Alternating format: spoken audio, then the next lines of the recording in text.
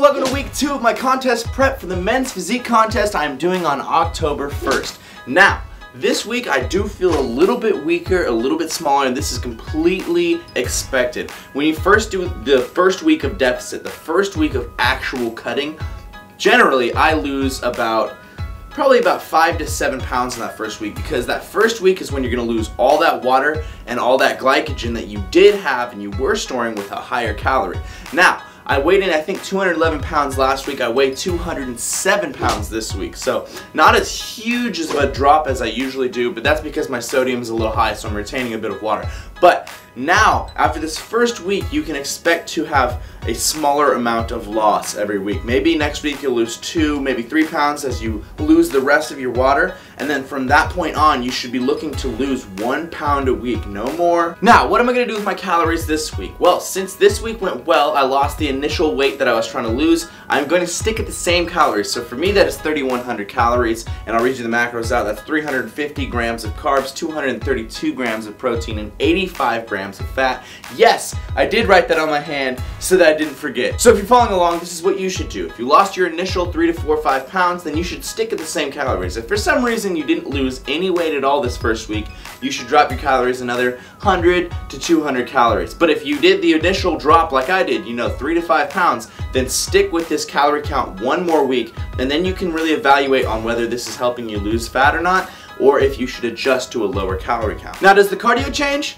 Currently, not yet. 6 sessions a week still, Monday through Saturday, cardio. You can do it whatever you want, but I prefer stairs, so I've been doing stairs for 20 to 25 minutes. No longer than that right now. I'll probably move up as I get close to my competition, and towards the end I'll actually start bumping it up really big time, 45 minutes, 60 minutes, just to really get the conditioning in. But for now, 6 sessions, 20 to 25 minutes, medium to high intensity, keeping a constant pace, a steady state. Now, because I'm cutting, my lifts have not been as solid as they used to be. Obviously, when I'm bulking, I swear I just put weight on, it just moves, and I feel like I'm getting stronger every single workout. But when I'm cutting, it's this constant struggle of being like, oh man, I used to be able to do 4 plates on that.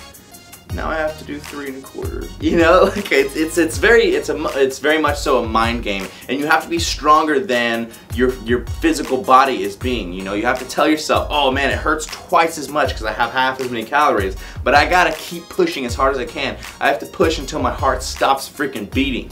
Well, not literally. Don't do that.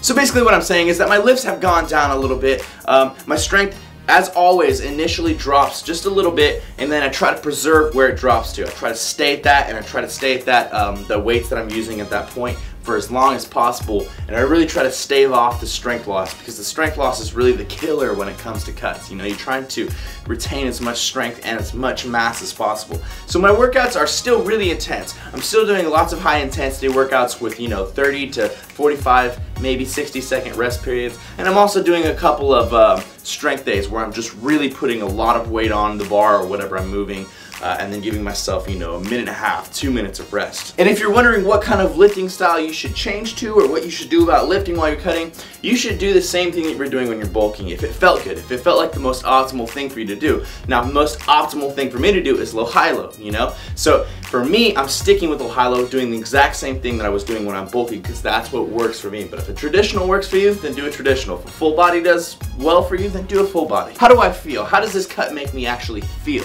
Now, I don't get moody, I don't get angry, I don't get anxious, I don't get hostile when I cut. Some people get really, they get bogged down in the cut, but I don't really get a mood change. But what I do get is I'm a lot more tired throughout the day, I'll be like, man, I could really go for a nap. And when I'm bulking, I don't really ever feel like that. I just sleep at night, wake up, live my day, go to sleep. But when I'm cutting, I feel like, oh man, it'd be really nice to lay back down and go to sleep, huh? Alright guys, that's the second week of my contest prep. Thank you all for watching and supporting, and thank you guys for following along. If you're following along with your own cut, I hope I'm really helping you guys. Last thing I wanted to talk about is tomorrow, the BTW tanks, the new ones are dropping, as well as restocking the old black and white tanks. I want you guys to check out the site, beyondtheweek.com. Hopefully you'll order.